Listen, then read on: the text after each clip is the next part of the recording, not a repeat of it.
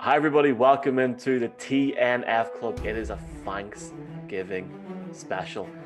My name is Michael. I am joined by the usual crew now, 3 weeks in. A longer streak than Liverpool playing at home, gentlemen, at the minute after this game last night against Atalanta.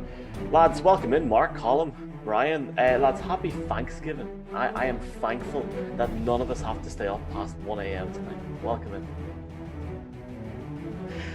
I was looking forward to it.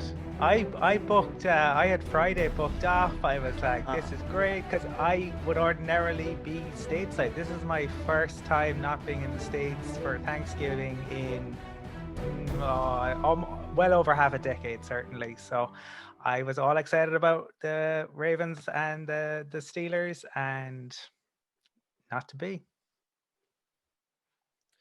Yeah, I think. Yeah. Well, Brian, do you think the game should have been flexed to like a London time on Sunday? In pure badness? No, I just think unfortunately we have a situation where COVID has caught up with the league again, where they made changes earlier on in the season and managed the situation well. As the week has progressed, the Ravens players one by one seem to be dropping, and I think it was inevitable that realistically to give the Ravens half a crack at beating the unbeaten Steelers, they had to move the game to Sunday. And then there was a conversation around what time the game would be played on Sunday, whether it would be Sunday night, but it's been confirmed for 6:15 in the evening airtime, slightly later than the 6 o'clock kickoffs, because NBC want to kind of still have their sideline in terms of the kickoff to it. Still don't think the Ravens are going to win, but they have a few extra days to prepare. We will see on the build-up for Sunday's show. Mark, surely the NFL have missed a trick. There's no fans. Put the game on before the 1 o'clock games on Sunday. It would be great crack for us and all the Americans on the East Coast be waking up going, what's going on here? Why not? It would have been good fun. I think they've missed an opportunity there. Adam Schefter is already talking about the maybe the should put back the games today. Sorry, the Lions and the Texans games and the Cowboy Washington games start later because we want to enjoy them in the evening. It's like Adam Schefter, go away! Like this is one of the rare occasions we get. We get our bonus day with games at a proper time. I don't think they've missed anything. Bear in mind now on the Sunday slot, you're going to have CBS, Fox, and NBC, all with prime time or decent time games on Sunday.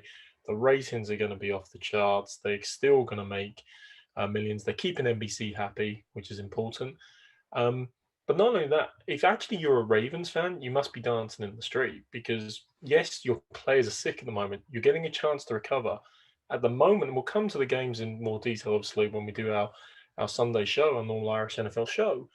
But the Ravens are outside of the playoff spots at the moment. Like they need this game badly. They're sitting outside the 7th wildcard slot in 8th place. So a bit of a recovery after a deflating loss. Yes, I'm a Patriots fan and mentioned deflation. I do know the irony. But the deflating loss at the weekend is only a good thing for them.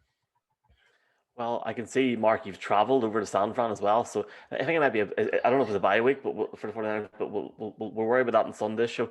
Lads, I really think, this is the last thing I'll say on this game, I really think they've even missed a trick. Even a late game on a Saturday, I think it would have been good crack for us. But I can understand, I know you, Brian, Mark, and Colin were saying there by NBC, keeping them happy. It makes sense. So that game's been moved to 6:15 p.m. our time on Sunday. So let's see if Sky Sports will show the additional game, which they are entitled to in the first place. So I'm really looking forward to that.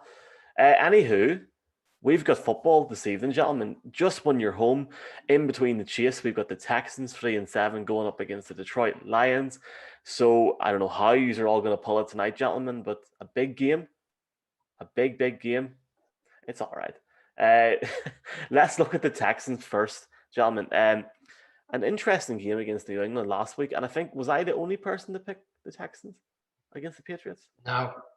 No, don't worry. I was in your club as well, Michael. You were, my bad. Brian, starting with you, man. What do you think of this Texans team? Obviously going into Detroit, short week as well.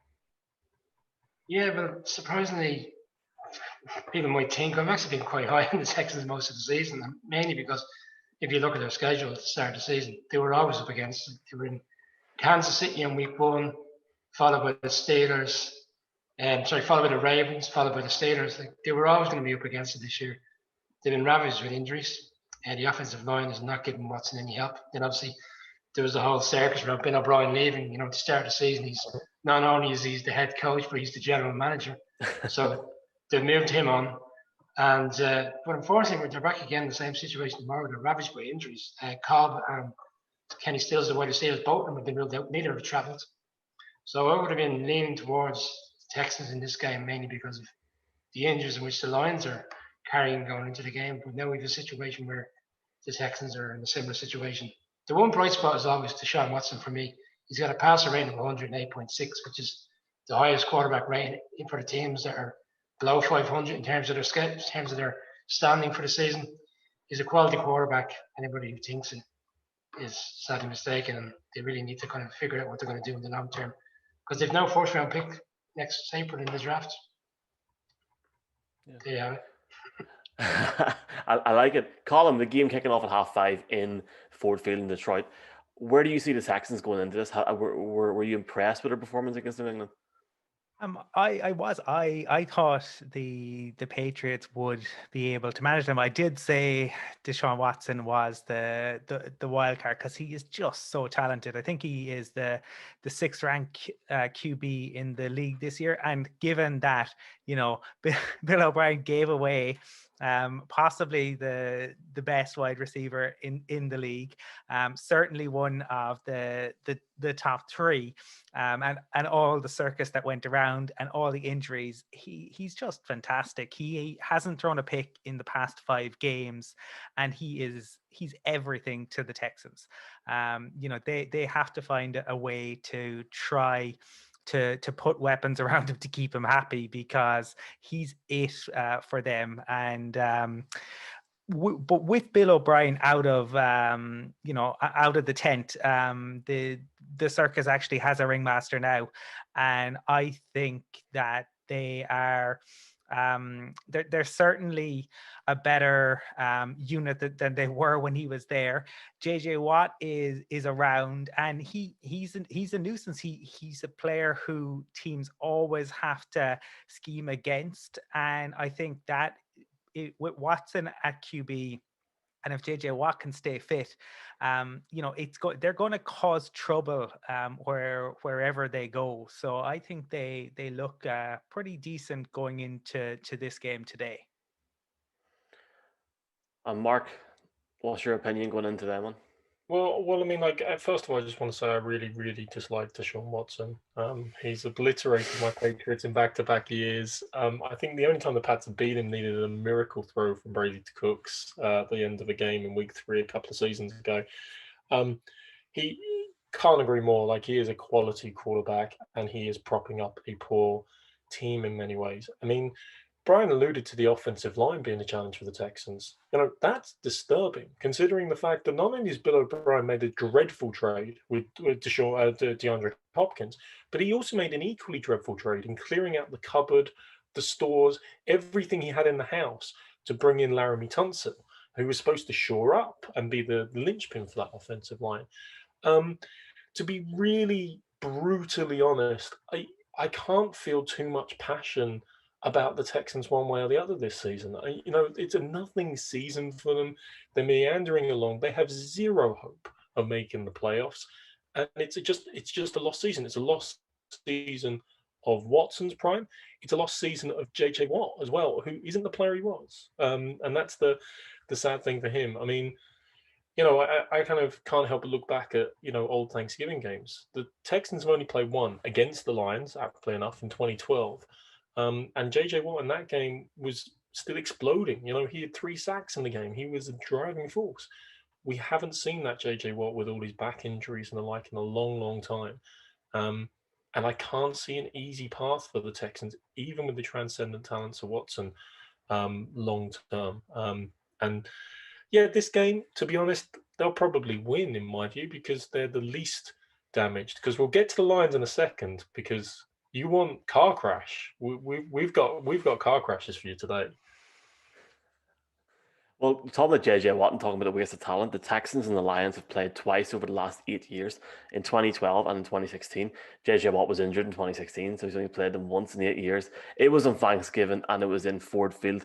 3 sacks is only game against Detroit, so he'll have to do something like that today to even stand a chance. I fully agree. I think a lot of teams, unfortunately, in the same division are showing a serious lack of talent with good players, and it it really is a waste of season. It's a waste of players' prime careers.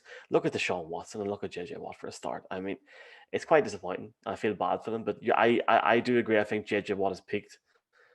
Watch him get 5 sacks tonight, and we'll see what happens. He'll have to be like a lion to win this game tonight. And talking about the Lions, Brian, have you been impressed with the Lions? 4-6. Every good team is sitting on 4-6 and 4-7. They're such a Jekyll and Hyde side. They come out with these performances every now and then, and it makes you think they really aren't a bad side. But they find ways to lose games. They kind of remind me in a way this year of the Falcons to a certain extent. In week one, they were welling a throat and going into the fourth quarter against the Bears, managed to throw that away. And then in particular, the home games against the Saints, I think they were up 14-0 very early on. They lost that game. They nearly gave the game away against Washington a fortnight ago. They were up again by 3 scores, and Washington rallied back. Impressive enough performance by Alex Smith. In the end, they eked it out with a late field goal. But then the other side of them is they just play games where, like last week, for example, where they don't even score any points. Now, albeit they're missing quite a few players on offense. Swift, the new running back, was injured. Galladay has been out for a few weeks. He's actually now been ruled out for the game again this evening. So where did it go from here? I think to Mark's point, it's a case of who is not banged up the most and who is kind of the better side, the better of the, shall we say, the poorer teams. And for that reason, I would be leaning Texas. Can't make the lines out, and I know Marcus is not a fielder on the head coach in particular, so can't wait to hear his take on it. We will see the picks in a second, but I know what you mean. Colum, if the Detroit Lions were a GAA county, who would they be and why? Ooh, they'd probably be loud, I reckon. Oh, here we go. Right here. They're around a long time. You always think maybe, and then no, just doesn't happen. I mean, the best thing to happen to the Lions this week was the fact that Aaron Rodgers went on the Pat McAfee show and said nice things about Matthew Stafford. That's the only good thing that has happened to them all week. It was an abject disaster at the weekend, and this, I think, is a huge game in terms of whether they've quit on Patricia, because we now get to see if they don't show up in this game, they're done, right? They have absolutely left the building on him. So I think it's going to be really interesting.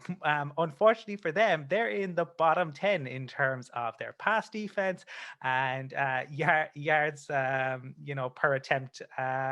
So they're facing Deshaun Watson, who's just going on a hot streak. Not good for the Lions. Not good at all for the Lions. Mark, this is the game that I really am looking forward to hearing your preview on, because I just know you've been thinking about this for the last week. So the stage is yours, my friend. I don't know, guys. I mean, overall, let's just be clear. The 4 games, the 4 teams, the 2 games we're going to talk about, not one team has a winning record. So, please don't turn into Thanksgiving games thinking this is going to be the epitome of the NFL. This is going to be pretty turgid, dire stuff. But how turgid or dire do you have to be having a year if you're living in Michigan and a Michigan fan? So first of all, your president's basically accusing you of defrauding everybody. If you live in Michigan, clearly you're guilty. Secondly, Michigan football as a college is like Jim Harbaugh is going to get fired. I mean, he's going to be one of 2 coaches fired in that region very shortly. Let's be clear. It's almost as bad for Michigan, by the way, as Appalachian State in 2007. But they're getting close to that. And the Lions just find ways of embarrassing you as a fan, year in, year out. I mean, this way, and Brian alluded to it, they find ways of losing games. Let's be really clear about this. The documentary maker Michael Moore, his first film was about Roger and Me. It was about the decline of the motor industry in Michigan. It was about Roger Smith, who was the GM of General Motors, who destroyed Flint, Michigan by removing the car industry. The Detroit Lions have done more harm to the people of Michigan, the psyche of Michigan, the economic value of Michigan than Robert Smith could ever have achieved in his entire lifetime. The last 4 games have been an abomination. They've had 3 double-digit losses. They've had 1 game they won that the guys alluded to. They threw away a 21-point lead to a team that only won 2 wins at the bloody time. They are appalling. The only reason to tune into this game and have any interest in the Detroit Lions is to see whether they fire Matt Patricia at halftime or wait until midway through the third quarter. Well, they usually have Black Monday in the NFL when they fire the coaches. So they could have Black Friday, couldn't they, I guess, in that sense, if they fire Matt Patricia. That. You're talking about Matt Patricia and then Jim Harbaugh, 2 guys having very, very bad seasons. Mel Tucker as well, former Colorado Buffaloes head coach as well, who's now with Michigan State. He's gone as well, so it looks like the state itself is going to have a clear out both in the NFL and college. Colum, if the Lions are like the Louv of the NFL, the Texans are the Monaghan. They've got the talent, but they've really let themselves down in the last couple of years. And the Lions, though, seriously, how can I get excited for this game? There's a viral video at the minute on Twitter of a UK NFL fan on a podcast saying that Matthew Stafford is the greatest quarterback he's ever seen. Now, is he watching the game a couple of weeks? If he was watching the game a couple of weeks, I'd be quite concerned in that sense. Yeah, true, Matthew Stafford has got the most touchdown passes I think in Thanksgiving in NFL history, or yards, right? I mean, that's not hard. They play every year in Thanksgiving. So it's not as if it's a big thing. Look, I don't know. I mean, you've got Adrian Peterson, but this is not 2012. We're not playing Madden 25 here, lads. On paper, the Texans should win this game. And I guess that really rolls into our picks. Start with yourself. Brian, who are you going with? The only concern I have on the Texans is the fact that Deshaun Watson has lost 2 really good wide receivers for the game. Colum alluded to the fact that Lions' defense is still, been generally poor all season. So I still, and if you're asking which quarterback I trust to win the game and who's going to be more explosive, and you've also got the threat with his legs, it's Deshaun Watson over Matthew Stafford. So for that reason, I'm going to Texans. Colum? I think the Lions have quit on Patricia. I think you saw that the fact that they didn't get a single point against the Panthers, who rolled out a guy who, albeit he was wonderful in the XFL, that was the XFL. This was the NFL, and then that happened on Sunday. I think they've quit. I think despite all the problems that the Texans have, they got rid of their head coach, who was an issue. They have benefited from it. The Lions he's like an albatross around their neck. I think it's the Texans. Magic Mark, what's your pick? In 2012.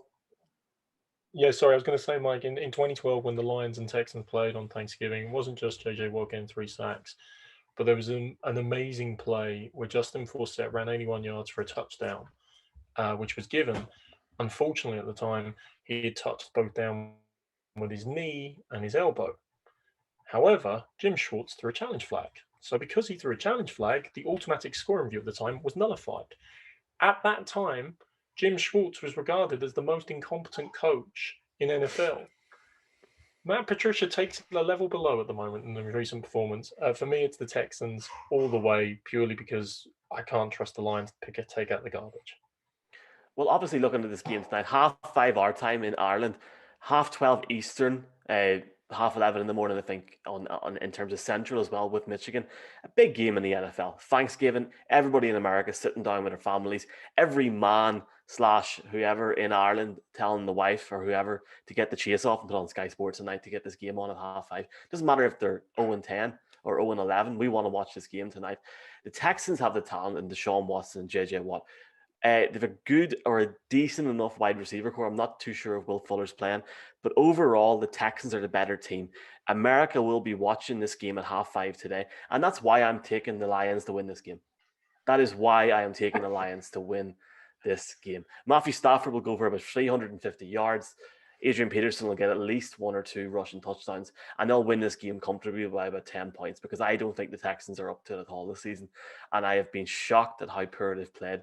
They put it on for New England last week in the same way that every team in the Premier League puts it on whenever Manchester United come to town. They don't do it against Liverpool. They do it against Manchester United because they're the story team that everybody wants to beat. This is the case here right now. The Lions are going to go in. They'll probably win this game and not win another game this season. The Lions are going to win today for me. I think you've caused a shock to Mark, and he's fallen down because he's gone off the screen. I love as well, Brian, and I'm trying to make this all sync well because I'm not going to edit again. I love how Mark realizes I have to edit this tonight and he's just walked away. But he's back, and what a better time to be back than this second game tonight. Now, lads, look, if the missus is at home and it's nearly the weekend and she puts on I'm a Celebrity at 9 o'clock, there's only one way you can convince her to change the channel, right? And that is the Washington football team against the Dallas Cowboys. Two teams, two storied franchises, 3-7 each at 9:30 tonight. Exciting isn't the word. Offense, I mean, let's see what happens. It's going to be a good game. Starting with you, Brian. What's your opinion so far in Washington? Because we like obviously coming off a win against Cincinnati at the weekend.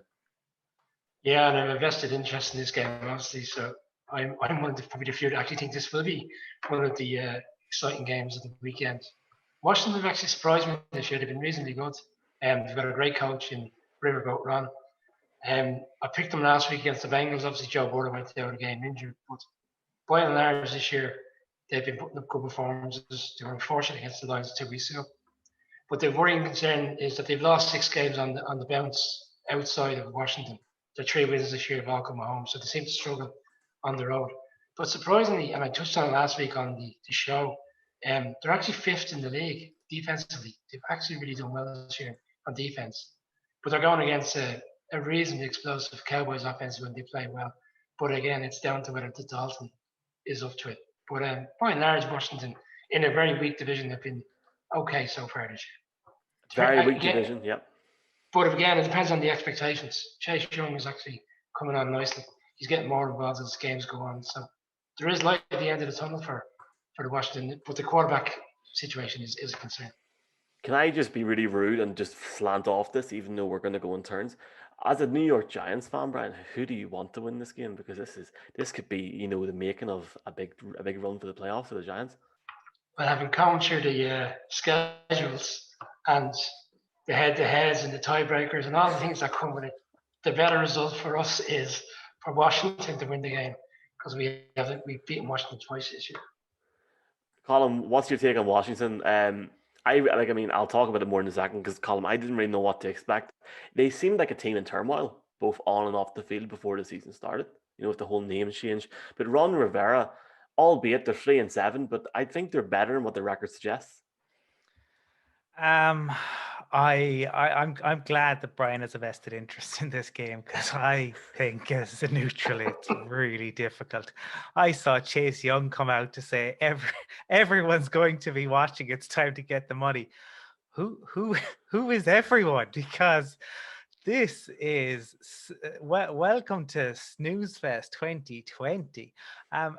It's really difficult to get excited about the Washington football team. Yeah, it's a great story with Riverboat Ron. We've talked about that on the show. It's a great story with Alex Smith. Lovely. Washington haven't won back-to-back game, or they won back-to-back games just once, right, in the last 2 calendar years. This is a franchise that is where is it going? How long does it take to come up with a name? All the off the field stuff that we're aware of. What's the stuff we're not aware of? You draft Dwayne Haskins. What happened there? It's a lovely story. The Alex Smith aspect is about the only interesting thing with the Washington football. Colin, to be fair now, Antonio Gibson has been carrying boys on fantasy all season. Now, they haven't been that bad in terms of some teams that are 3-7. They haven't been that bad. Well, they did a number on the Cowboys the last time they played them. That's about as there. There's something nice about the Washington football team. There will be a bit of needle in the game, sorry, Michael, because of the Bostic hit on Dalton in that game, which at the time was a bit concerned about the fact that no Cowboy player came to his defense Normally most teams, when they have it togetherness and a quarterback gets a hit like that, you quickly see a reaction, and there's flags everywhere and there's players getting ejected from the game. Nothing like that happened from the Cowboys. And one more point, the Alex Smith story is getting better because they hadn't scored over 20 points. They've scored 20 points in the last 4 games, and they hadn't done that since 2017, which is not a great stat to have. But offensively, they seem to be doing okay. Mark, obviously this game is a classic in the making tonight. Yeah, Mick, I mean, words are meaningless. Nietzsche once said, be careful when you stare into the abyss, because the abyss also stares into you. I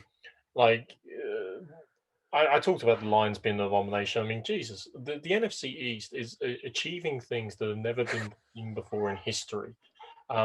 900 years of the NFL, 953 years of the Super Bowl era, not in the annals of history or pop culture or movies can I give an appropriate reference for just how awful this division is this year.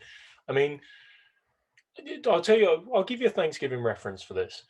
8 years ago, the most monumental play in Thanksgiving football history occurred. That's right, ladies and gentlemen, the butt fumble. The entirety of the NFC East can be compared to the butt fumble at this moment in time. It is a sad sight to say that at the end of today, one of these teams will be atop of the NFC East. Even if they tie, they'll mirror the Eagles' record. One of the teams in the NFC East is going to have to go 4-2 just to mirror the worst playoff season of all time, which was the 7-9 Seahawks in 2010 making the playoffs. Other than the 82 strike season where 2 teams with a losing record made it, it's only the Seahawks and the 2014 Panthers, who were 3-8-1 and then on a 4-game winning streak, that made the playoffs. Why am I talking so much about historical context? Because frankly, I'd rather talk about them than talk about these 2 teams in this game. The only stat or nugget I'll give you is the Cowboys have turned over the ball at least once in every game this season and have 21 total turnovers. The Washington football team has 17 total turnovers, both in the top 5 of turnover machines. That might be interesting to see how inept, who's going to be less inept, basically. I won't be watching it. I will be rooting for my friend that he gets the result he wants. But other than that, no, I'll catch the highlights the next day, guys, to be really honest. Well, let's focus on America's team, the 205-time Super Bowl champions, at least in asterisk, Dallas Cowboys. Jerry World, Dak Prescott, money, Ezekiel Elliott, the best team in the NFL, the Pepsi halftime Thanksgiving show, the Dallas Cowboys, they're 3-7. So, Brian, what do you make of the Cowboys this season? Mike McCarthy comes in, big hype. Lots of memes of him holding the Lombardi last when he came in, all this going on. Do you think he is, I wouldn't say he's feared for his job, but do you think his job is definitely under consideration, regardless of what happens the rest of the season? I know. I would say his job is safe. I think Jerry Jones will kind of focus more so on the fact that Dak Prescott went down so early in the season and he put it down through last season.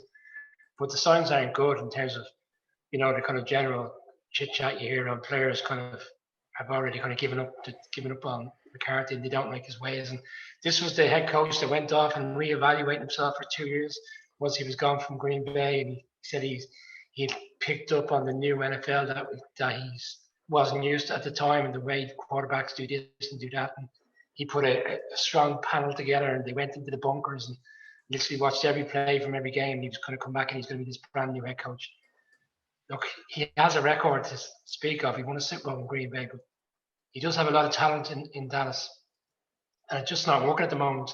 And the players weren't playing for him. But last weekend was a strange one because I don't know if you read the story about he brought a sledgehammer on the private plane to Minnesota and he broke a watermelon in front of the team on Saturday night to kind of get a bit of motivation from the team. And Jerry's been hit with a hotel bill, but he's happy to pay it because they went out and gave him a performance that he deserved as the head coach. And they beat a Minnesota team, which we've discussed since the weekend, and we probably discuss again at the weekend, are just so inconsistent. So it's hard to gauge whether how good that win was. But they do have the talent. Like CeeDee Lamb, first year in the league, he looks a player. That touchdown last weekend was fantastic. And Zeke on his day is explosive. They're just not getting enough out of him. There's an inconsistency there on offense, and the defense is one of the worst in the league. To give up an average of 34, 35 points a game. So you just can't trust that defense to turn up. And when you've got a defensive coordinator that can't seem to keep the peppers out of his eyes during the interviews as well, it doesn't bode well for him in the long run, or whether he's going to be there in the future. But they're just so inconsistent, but they do have the talent. Colum, are the Dallas Cowboys, do you enjoy watching them fail, or do you look at a storied franchise and think, why are they like Blackburn Rovers? Um, the Cowboys of the 90s were fascinating. And there are to look back on those stories. I mean, with the passing of the great Diego Maradona, some of those lads in those Cowboys teams would have partied hard with Diego, and the joy of those teams and how they would party hard and play harder. We're not seeing that in this Cowboys team.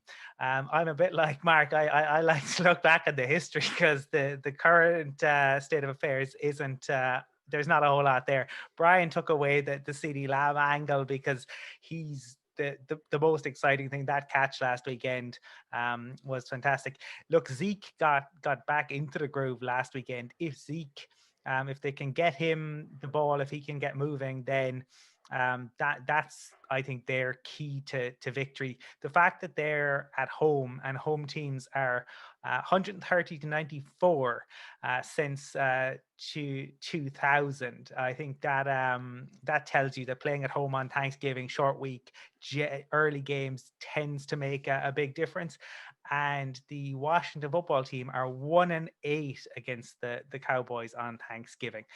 So that's about all of the historical facts that I have, and I'm going to give Mark the floor.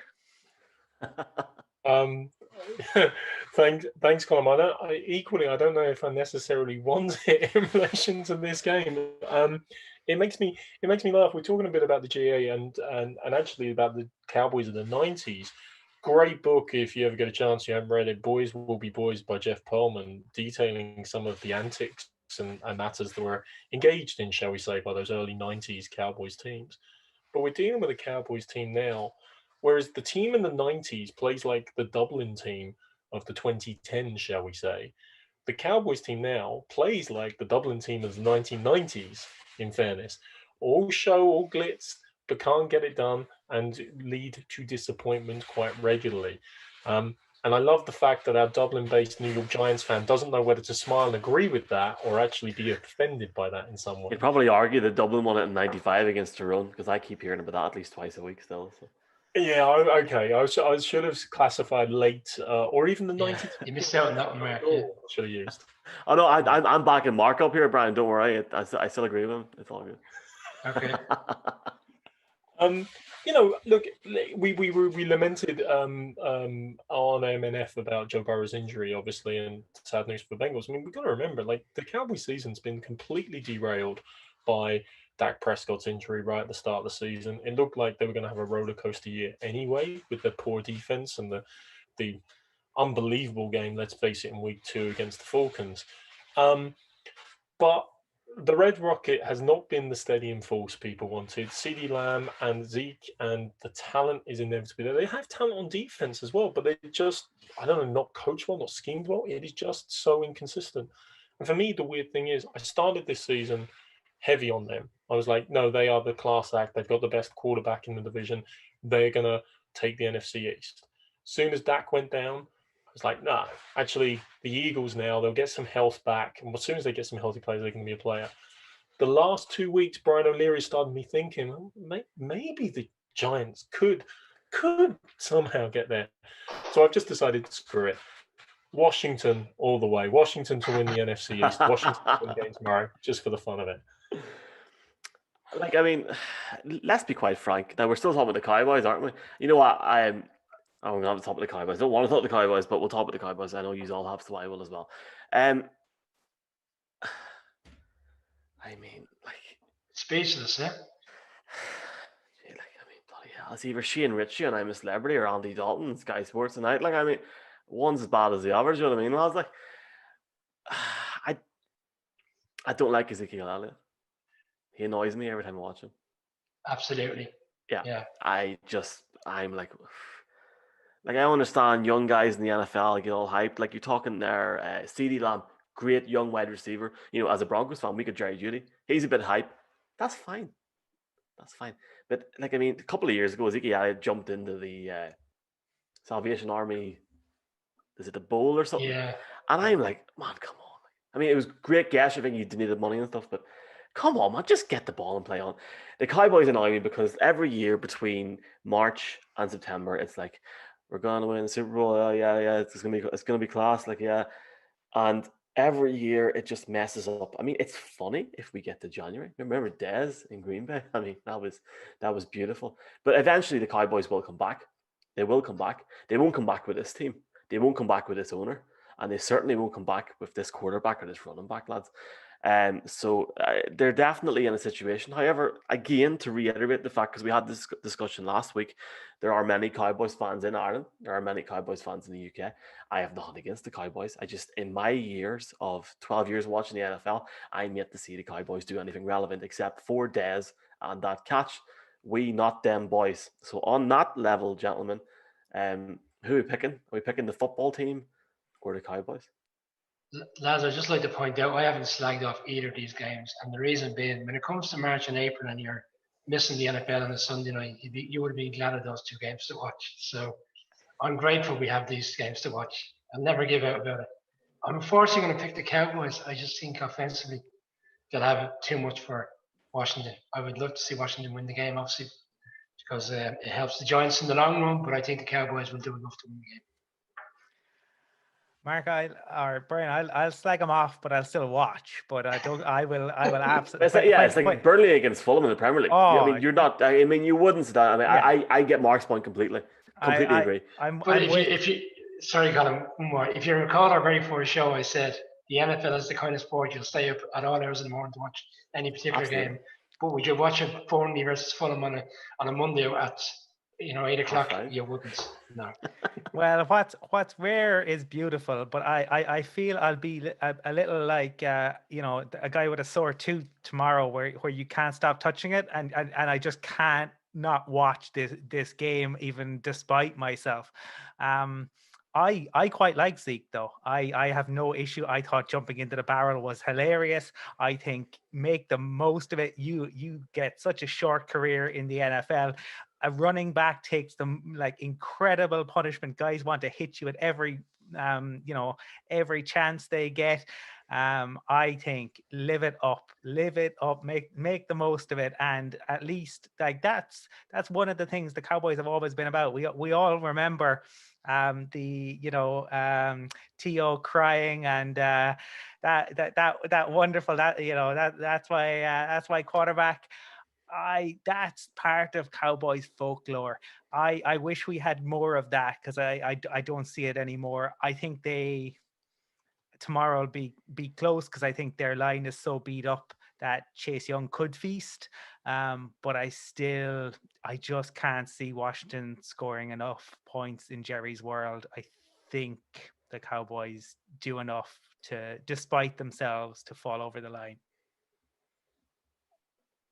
I actually was thinking when Michael was talking about not liking Zeke and jumping in Salvation Bowl, like imagine what you were made of T.O. with his antics as a 49er celebrating on the star in the middle of Dallas in Cowboy Stadium and stuff. T.O.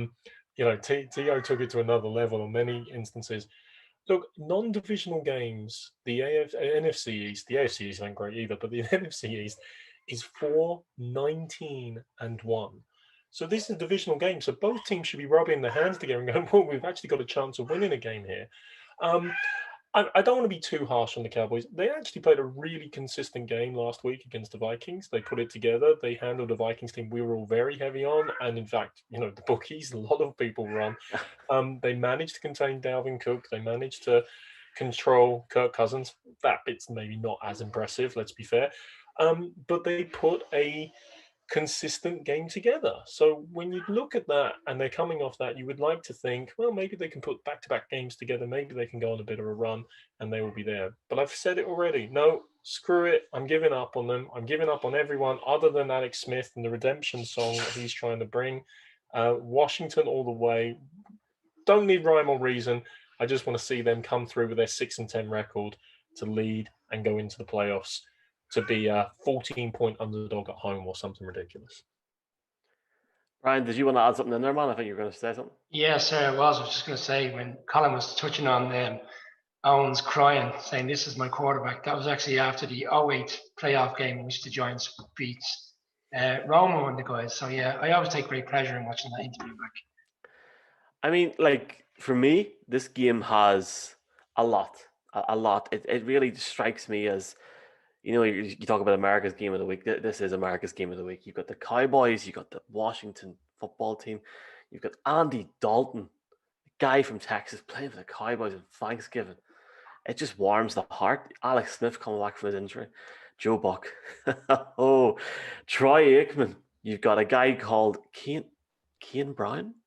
It actually describes him as global entertainer Kane Brown will perform during halftime. So I'm all in there. I don't know what he sings around him. This game has it all.